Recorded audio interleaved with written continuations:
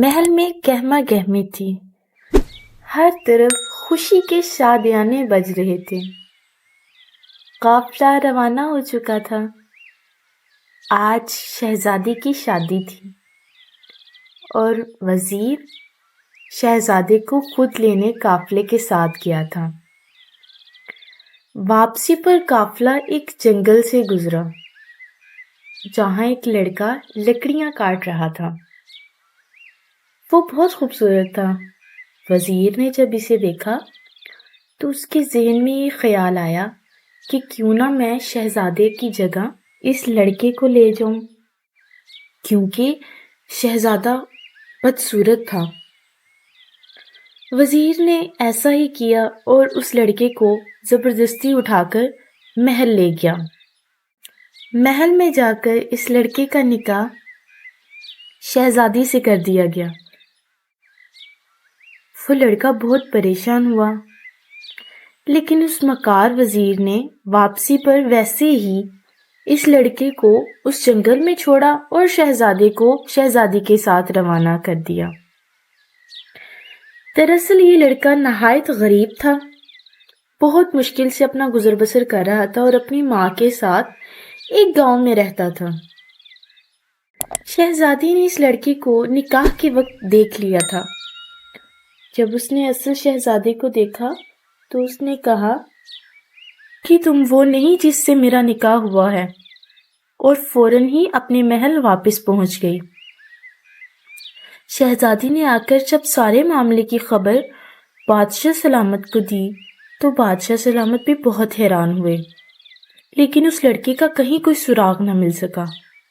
اس لڑکے نے جا کر اپنی ماں سے کہا، ماں آپ کو پتہ ہے میری شادی آج ملک کی شہزادی سے ہو گئی۔ کیا بک رہے ہو؟ خاموش ہو جاؤ۔ بادشاہ تمہیں مجھے بھی جان سے مار دیں گے۔ میں دوبارہ تمہارے منہ سے یہ بات نہ سنوں اور نہ ہی کسی کو اس بارے میں بتانا۔ ماں اس پر بہت غصہ ہوئی۔ غریب لڑکا ویسے ہی چپ کر گیا۔ کچھ وقت گزرا تو شہزادی نے بادشاہ سے کہا کہ میں اپنے شہزادے کو ڈھونڈنا چاہتی ہوں جس سے میرا نکاح ہوا تھا۔ بادشاہ نے شہزادی کو اجازت دے دی۔ شہزادی نے جگہ جگہ جا کر اعلان کیا کہ جو شخص مجھے اپنی آپ بیتی یا کوئی جگ بیتی سنائے گا تو اسے اشرفیوں کا انعام دیا جائے گا۔ لوگ بہت خوش ہوئے۔